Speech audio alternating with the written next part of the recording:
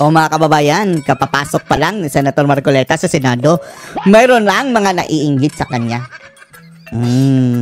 Mukhang itong mga lumang mga mukha mga kababayan, tumaas ang kilay dahil mukhang nasasapawan sila sa popularity ni Marcoleta na tinatawag na yung rockstar mga kababayan sa Senado. Ito daw mga mga kababayan, mga pabida. Oh, ayaw masapawan. Gusto ring magbida-bida mga kababayan, gayong si Senator Marcoleta naman ang siyang chairman ng Blue Ribbon. At mayroon pang isang lalaking mga kababayan. Ano ba yun? Journalista na kapatid din ng isang senador mga kababayan. Ang nang-bash pa ha? Dito sa Blue Ribbon mga kababayan. Siyempre, sino ang leader dyan? Si Marcoleta mga kababayan.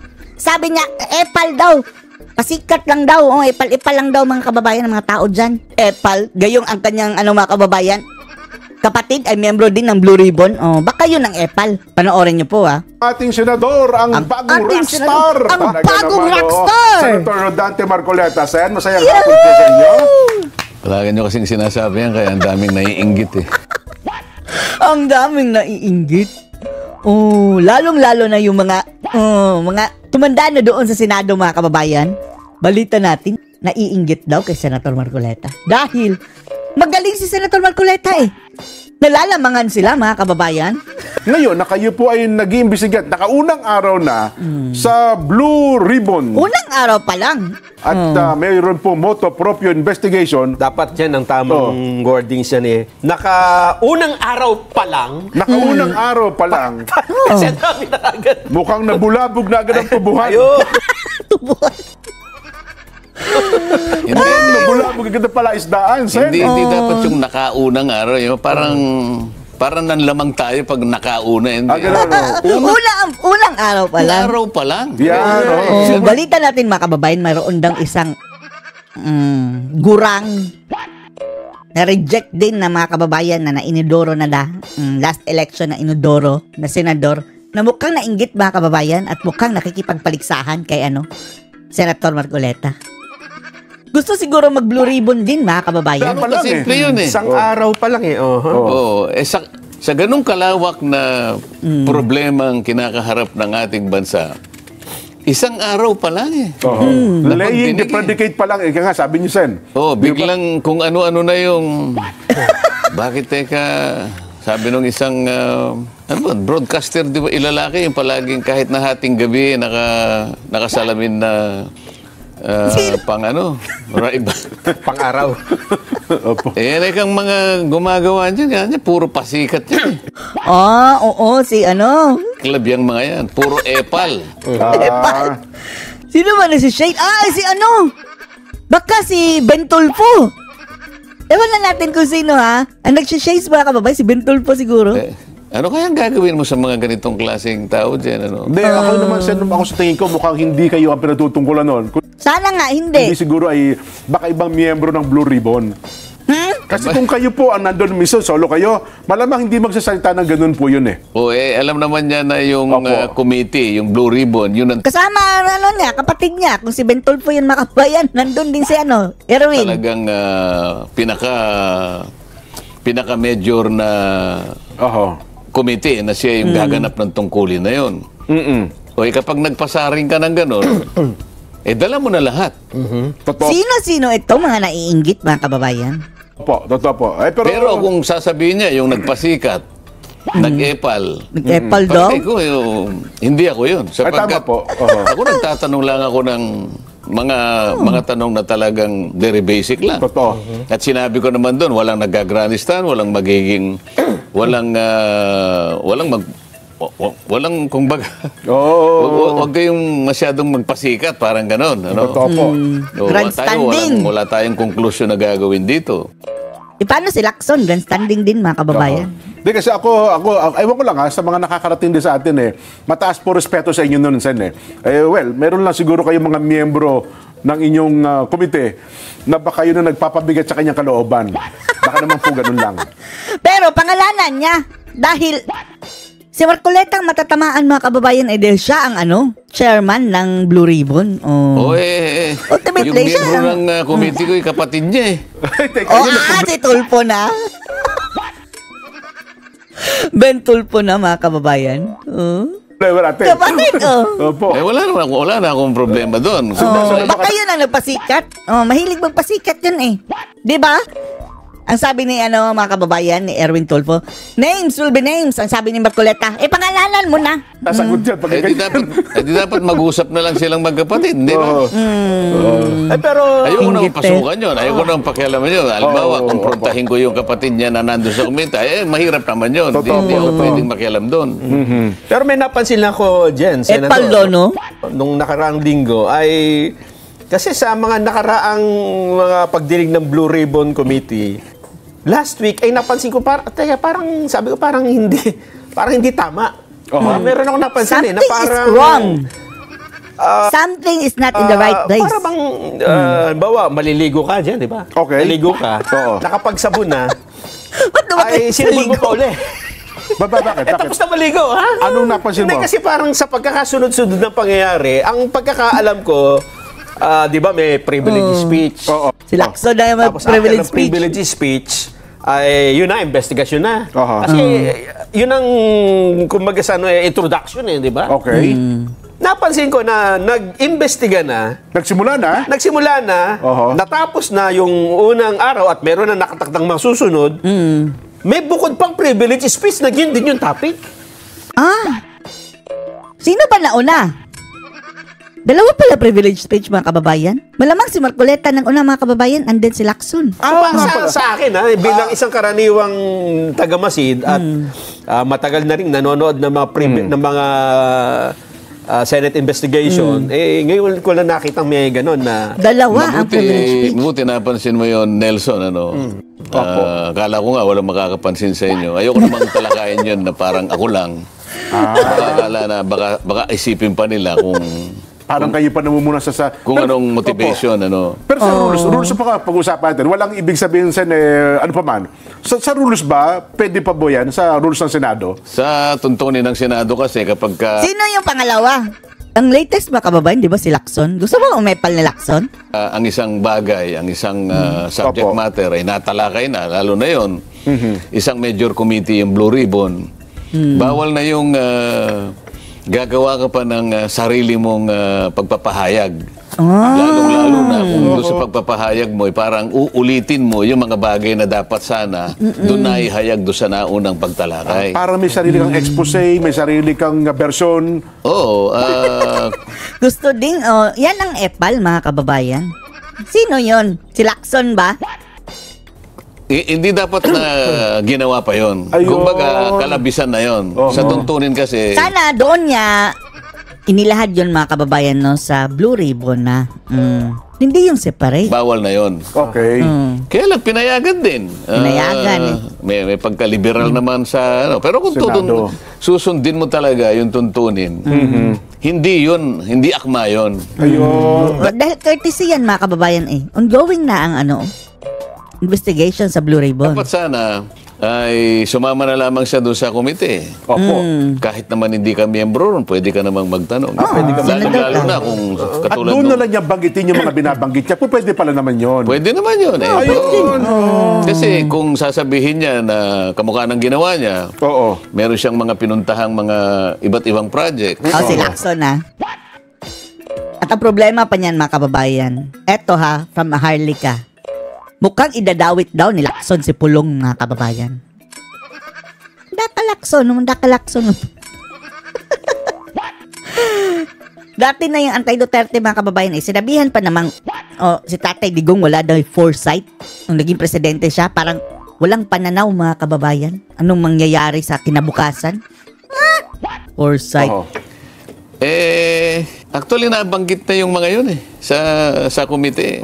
Kasi pinag-uusapan lahat ng ghost projects. Ngayon, hindi ngayon namin napag-usapan ng detalye noon sapagkat ang sabi ko sa chairman, nasa secretary ng Epal, no? DPWH, pinakamabuti, isumite mo sa komite yung lahat ng initial findings mo doon sa mga ghost projects. Ayun. So, yung ginawa... Oo nga, doon sa committee, mga kababayan. Dahil yun ang proper. Si Lacson, mga kababayan, gumawa ng kanyang sariling show. And then what? And then what, Lacson? After ng, nabalita sa media, wala nang next step mga kababayan. Dahil privilege speech lang eh. Hindi kagaya nito mga kababayan, Blue Ribbon, mayroong mga rekomendasyon mga kababayan na pwedeng pakasuhan ng ganyan. Wala rin napapala yung mga kababayan, yung privilege speech Lacson. Niya, nakatukoy siya sa kanyang pansariling pag-iimbestiga. Meron daw siyang nakita sa ganitong lugar, sa ganitong siguro mga mangilan-ngilan yun. Pero hindi yun ang kabuuan, hindi yun ang listahan. Nagtagumpay lamang siya dun sa may mga optics, may mga litrato. At saka May yung presentation. presentation, may mga guni-guni, mga ganyan. Guli-guli. Sa pagdinig naman kasi dapat hindi mo nasasamutan ng mga ganun. Yun ang optics eh. Yun ang sinasabi ng isang taong May pa mga kababayan, audio-visual na presentation. na nakasalamin na hating gabi. Oh, si Ben Tulfo. Yun ang epal siguro. Yun ang Oo. Si Lacson ang epal. Oh, eto mga kababayan, bakit umpisa na nilang binabanatan si Marcoleta? Inggit ba sila? pasikat, di ba? Pasikat, Pero sa magpasikat. inyo, wala. Hindi, kasi wala akong Magpasikat. narinig na binanggit kayo sa anumang pahayag na tinutulan nyo yun eh. Parang pinalagpas nyo na lang. Ay, ako naman lahat ng gustong Pinagpagpas magpahayag. na lang. Kasi naitanong mo lang kung nasa tuntunin ba yun. Sa tuntunin, hindi ganun. Dapat, pumunta na lang si Lacson sa Blue Ribbon at doon niya pinresent mga kababayan. Hindi yung may sarili pa akong show for the media to see. Come here, media. And then what? Wala na. O bahala na kayo dyan. Hindi pa ganyan, payagan mga doon. kababayan. Dati na yung gawain ni Lacson eh. Diyan na nga yung tumanda mga kababayan, di ba? Gusto siguro siya mag-Blue Ribbon mga kababayan. Tapos, hindi na pagbigyan. Ganun, kaya lang, may pagka-liberal naman yung mga tuntunin siguro. Lalong-lalo na, matatanda Liberal na Party. sila ron. Opo. Ako naman, Wrangler. sabi mo nga, Kayo. O bata pa. Neophyte pa nga daw mga kababayan, sabi ni Karen Davila. Transferin. bagong transfer lang ako di ba? Kasi kaya ko naman naitanong yan, Jensen. Newcomer daw. Para kasing... ito, pakiramdam ko lang, ha? Oo. Na kasi may investigasyon na, parang ang gusto nila, the privilege speech, Oo. parang ito ay introduction para sa isang bukod na investigasyon na pareho rin ng subject. Na pareho din ng... Hindi ba? Katulad dito, baka nabasa nyo rin ito. Lumilitaw na, alam mo ito, si Senador Francis Pangilinan Oh. ay nagsabi na Maxine. siguro mas maganda, meron tayong independent commission Oho. na mag-iimbestiga sa flood control project. Ano pala yung Blue Ribbon? Ang ibig mo sabihin, Matsing pala talaga, no? Inggit na inggit sila kay, Senator Marcoleta, mga kababayan, doon sa no? Blue Ribbon Investigation? Commission 2 eh. Ganon. Commission At ito talaga. ay nauna, ay sinabi naman ni Senador Kiko Pangilinan, Oh. mas maganda siguro merong... Wag mo sabihin siya ang mangunguna. Monkey business na naman yan, mga kababayan. Patupad na tayong isang batas. Magtayutan na tayo ng Independent People's Commission. Ba? Oo, para yung flood control project ay imbestigahan na natin ng Independent People's Commission. Kaya sa isip ko, hindi kaya ito yung para bang nagtatayo ka ng bahay dito, Sen, di ba? Tapos nakita lang mukhang masasapawan tayo. Tayo rin tayo. Yung una, Mga unggoy talaga, mga kababayan, mga ugali, no? Mga unggoy. ng mga, eto mga plano-plano. Tapos ito yung mga magtatayo. Ayaw Sino ang mga magtatalbog, mga magtatayo? kababayan. Eto po, si minungkahi ni Pangilinan na pangunahan ng komisyon ni dating Ombudsman Conchita Carpio Morales. Ayan na! Dilawan pa ang gusto rin talaga, mga kababayan. Ay, mga animal. Nako. Shut Kasama up pa na si ay dating DPW at Secretary Rogelio Sama Sing- kayo ni Torres sa Manila Zoo. At isasama pa si Baguio City Mayor Benjamin Magalong. Huwag niyong isali dyan si Magalong sa kaungguyan ninyo. Ang ibig sabihin nito, Senjen, hindi lang plano ang inilatag eh. Meron pang detalye. Diba? Sige, magguni-guni ka dyan, Bukod sa Maxine. investigating body ito. Ito, independent body na ito. Sen, mukhang sa tingin ko bilang isang karaniwang mamamayan, baka magugulo, mag-conflict. Kasi meron. Oo nga, ang dami na. Diba? At ang alam ko, ang mandate ng Senate Blue Ribbon Committee, Tapos sila pa mamimili, mga kababayan, sino itatalaga. Ano kayo siniswerte? Para selective na naman yan. Yung mga kakampi nila, mga kababayan, absuelto. Entitled itong mga dilaw, mga utak dilaw, mga talaga naman kababayan. mag-imbestiga. Si Senador Kiko Basan ay, una, miyembro po ba ng Blue Maxine. Ribbon Committee? Nag-apply siya. O nag-apply, pero hindi siguro tanggap. Presenta yung kanyang sarili na isama. Karaniwan kasi, susulat siya. Opo. Kung pwede sana, maging miyembro ako ng committee mo. Okay. Pinayagan ko. Okay. May unggoy ka doon. So, technically, miyembro siya ng Miyembro Blue siya. Ribbon Committee.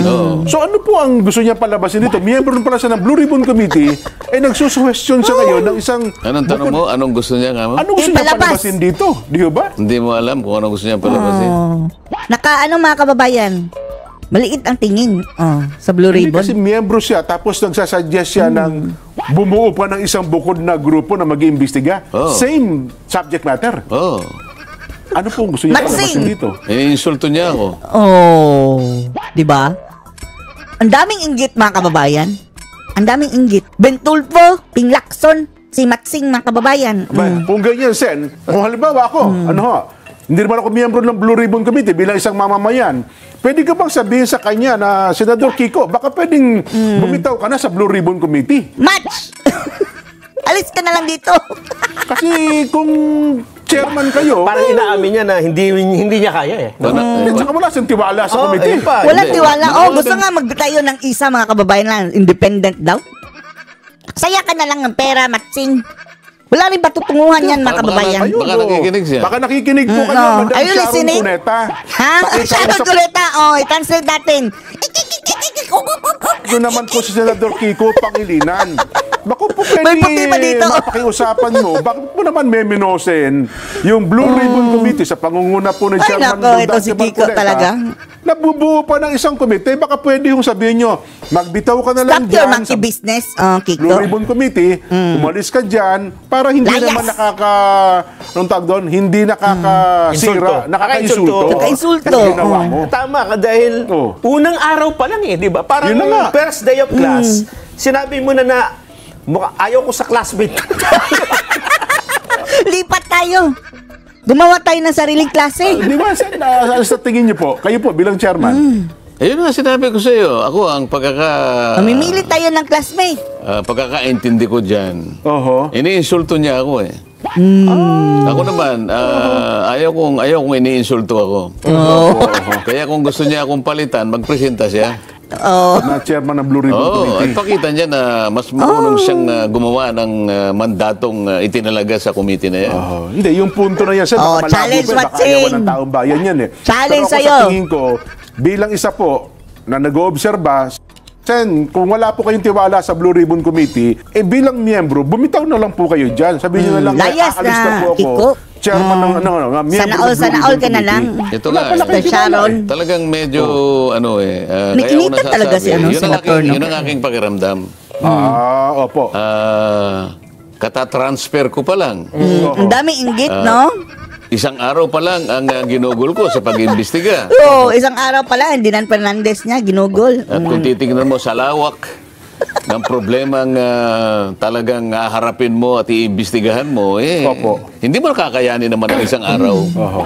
Ngayon, nakakaisang araw ko pa lang, sasabihin niya, nagpo-propose siya ng isang independent investigative body. Anong ibig? Parang sabi ni Matsing, wala to. Gumawa tayo ng isa pang grupo na mag-iimbestiga. Tayo mamimili. Conchita Morales, mga kababay, yung dilawan. Niya sabihin. Nakaka-insulto nga talaga Isang bayag din yun, no? Isang bayan. ngayon, Sen. Anong Hindi, ibig niya sabihin? Pilipinas. Di ba? At ang ilalatag pa niyang, i-recommenda pa niyang mga pangalan, dating ombudsman, Conchita Morales. Yung dilawan. Morales. Opo. Hindi ba niya alam kung ano, yung ano ni ombudsman ay talagang katakot-takot ang corruption dyan? Bagay. Pagkatapos sasabihin niya, sabihin nila sa akin na ang ombudsman ay malinis na malinis.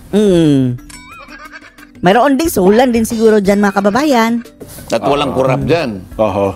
Ako diretsahan ako eh. Lalo partikular meron nung- kurap. Kay Secretary Babe Singson, wala akong ano dyan. Opo, opo. Dahil hindi ko naman talaga siya kakilala.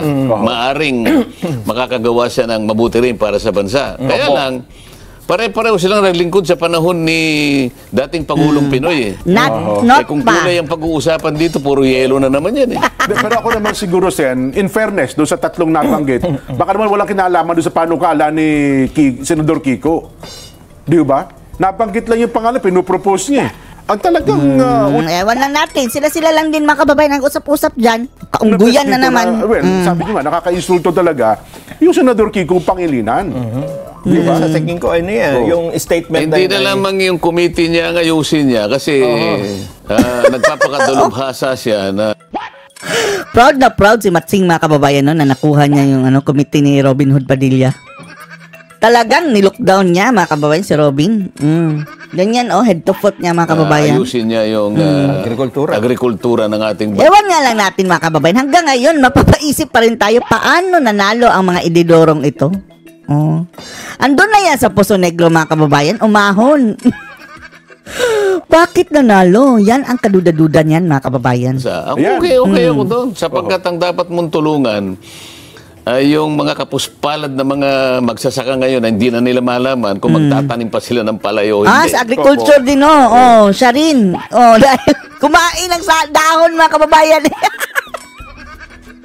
Ang dami pala committee si Kiko mga kababayan. Ipal-ipal. Anong gagawin mo ngayon? Napakahirap na ng kalagayan ng mga magsasaka ngayon. Hindi na nabebenta yung kanilang mga palay sa halagang kikita sila. Isip-isipin mo, Tapos anong ipal-ipal pa? kalagayan ng agriculture sa bansa natin ngayon? Kung tawagin subsistence farming. Subsistence farming. Alam mo kung ano ibig sabihin ng subsistence farming? Ano po ibig sabihin, Sen? Nagsasaka ka para mabuhay ka na lang. Wala ka nang Income. bebenta para sa ganun. Kahit isang tuka na ng mga kababayan. Kakainin mo na lang. Ito pang buhay na lang ng pamilya mo. Ito yung kaawa-awang kalagayan ng agriculture sa ating bansa. So, survival yan, Sen, pag ganyan. Pagkatapos siya yung kumuha ng agriculture. Wala na. Sana all na. Ang una mong tingnan ngayon kung talagang pinuntahan niya yung buong Pampanga. Sige. Ayan. Halos Yung eleksyon lang mga kababayan na meke pa no? Batsing talaga yung mga kababayan ang huli ng isda tapos kinat. Yun pala yung original video mga kababayan. Hindi man lang napunta doon sa sa tubig na nako. Kinat mga kababayan, hindi siya nagtapon ng lambat. bili na lang 12 pesos per kilo ang palay. Yung hindi nabilad. Yung nabilad, Kumain sa takip ng kaldero mga kababayang animal. Humigop ng sabaw. hindi dumampi sa mga kababayan sa labi. Ang talap-talap. Hangin. Patsing. ayun, nabilad 11 to 12. Yung hindi binilad 7 to 8 pesos per kilo. Saan mo dadalhin ang magsasaka? Kawawa. Wala pa siyang nailalatag kung anong gagawin Ang niya. problema niyan mga kababayan, babaratin sila ng trader. And then, pagbenta ng trader sa palengke, mahal. Pakikialaman niya itong magtatayo ng independent investigative body. Nako. Subukan mo. Subukan mo, Diba? Chingma. Ayun. Sana makarating sa kanya. Kung wala ka palang tiwala doon sa komite. Yun daw kanyang proposal na yon ay nanggaling sa panukala nung isa pa. Isa ding unggoy mga kababayan siguro, si Pagpag. Posible si Pagpag mga kababayan. Na mag-create ng isang independent People's Commission naman. Wala Maulul. silang tiwala pala sa Blue Ribbon Committee. Questionin nila. Ayun, Diba? naman. Yun ang Pwede proseso. naman kaming magdebate dun Diba? Kung Sige, debate. kapamamaraan ko, halimbawa, ayaw nila. Eto si Senator Marcoleta mga kababayan, kung debate lang, hindi ito magpapatalo. Supalpal si Kiko Sabi ni Kiko, ang tumakbo ng matulin daw, kung matinik daw mga kababayan ay malalim. Sabi ni Senator Marcoleta, magsasapatos naman ako hindi ako tatakbo na nakayapak, ako unggoy. Debate tayo. Yan. Yun ang inihingi ng pagkakataon, di ba? Hindi naman nagsasalita Sen. Hindi, kung magpo-propose kayo na hindi naman yun naiintindihan ng mga... Hindi, ako siguro, Sen, alam nyo, natakot sila sa nangyaring ito Kasi ang tao, in fairness, so 100, parang 1,500 po pabor sa inyo Pangit yun. Takot sila mga kababayan, sumikat si Senator Marcoleta. Sila na, ang tagal na nila dyan mga kababayan Inidoro nga sila, di ba? Yan si Tito Soto, talunan nga yan last election. Si Lacson, si Bambam Aquino mga kababayan, at si Matsing. Inidoro yan silang lahat. Ewan na natin mga kababayan, anong magic kung bakit napasok yung apat na yan. Ngayon, bida-bida. Sa 100 tao, 1,500 ang pabor. Ibig ko sabihin, yung unang dating kayo sa Senado, Sen, mukhang iba agad ang dating Yung tao kasi parang, sabi nila, nabuhayan kami ng pag-asa. Meron palang ganito, pwede palang gawin ng ganito. Ako muna, ako naman. At siya mga kababayan, Yung talagang bet na bet ni PRRD. Special mention siya ni Tatay Digong, mga kababayan. Ana? Oo. Uy, binigay nga sa akin ng Blue Ribbon, kasalanan ko ba yun? Oo. Oo. Oh, Wala di ba? hindi naman sila nag-apply siguro ron. Oo. Oh, nung ako, sabi ko, pwede Saan nyo naman bang ibigay sa akin yan? Binigay. Wala namang kumontra. Oo. Tinatanong ako kasi. And then, at his back, mga kababayan, parang minamarites siya. Parang sasaksakin. Inggit pala. Inggit. Sabi ko, gusto ko sana yung Blue Ribbon. Oh, po naman. Oh, pwede naman nilang hindi ibigay sa akin. Hindi, naibigay ko na kayo, hiningi ni ganito eh. Wala naman eh. Sabi ko, kung wala, di kukunin ko. Wala naman eh. O, problema ba yun? Yun naman. Sa kabila ng mga pangyayari ito, Sen, makaka-apekto ba ito sa mga susunod ninyong pagdinig? Kasi Sa Lunes, particular sa Lunes. Kasi Sa Lunes, abangan natin, mga kababayan. Meron pa isang senador na nag-privilege speech din eh. Parang hinihiling pa yata na, ba't nyo kasi naman ako inunahan, meron pa akong mga gusto sabihin eh. Di ba? Lunes na Sino pa yan? naka-schedule ito. Sen, yung second hearing nyo. Oh. Hindi nga, hindi, nung una nga, nagsalita na nga rin yun. Opo. Ha, Dapat silakso sana na naman nga yan, niya, mga kababayan. Hindi sila nag-hearing muna yung araw na yun eh. Dapat pinauna nila ako isang araw na lang sana. Pinauna mo na yung kanyang privilege speech. Parang yung kariton kanya, siyang humila kanya sa kalabaw. Ang kariton mo, siyang humila sa kalabaw. Oh. Sabi ko naman sa sarili ko, Mga inggitera. bakit kinakailangan ko bang tanungin lahat ng mga kasama ko sino yung magpiprivilege speech dito? Mandato ko ito eh. Malay ba natin na mayroon pala sila ganun? Ako may pananagutan dito eh. Ayun na nga po. Ngayon, in-announce ko naman yun eh. Oo. Naka-announce yun. Sa ganitong araw, magsisimula ang pagdinig ng Blue Ribbon Committee. Lahat. Lahat. Ayan, O opo. di sana sumama siya doon. Ba't pinili niyang magpakatahi-tahimik pagkatapos na makapagsagawa ng isang pagdinig? Representation, mga kababayan, and then, hindi pumunta. Doon sa Kamercoleta, mga kababayan, para on record talaga yun at mapo-forward, mga kababayan, sa report sa Blue Ribbon. At saka siya ngayon, Magpi-privilege speech para siya. kahit na hindi na pinapayagan ng tuntunin, sige, pinakapagsalita pa rin. Ngayon, nung malaman niya na naman sa Lunes, magsisimula yung pangalawa. Opo. Epal naman. Nag-manifest sa floor, sabi niya, sana i-reset yung September 1. Bakit daw? Yun Gusto namang talaga i-reset? naman, Delikado yan, mga kababayan. Baka mayroon niyang talagang layunin na i-delay. Kataong kanya na magsisimula yung pagdinig ng DBCC. Yung budget opo. na ito. Opo, Sabi ko naman sa sarili ko, di pumunta ka doon sa DBCC. Oo nga naman.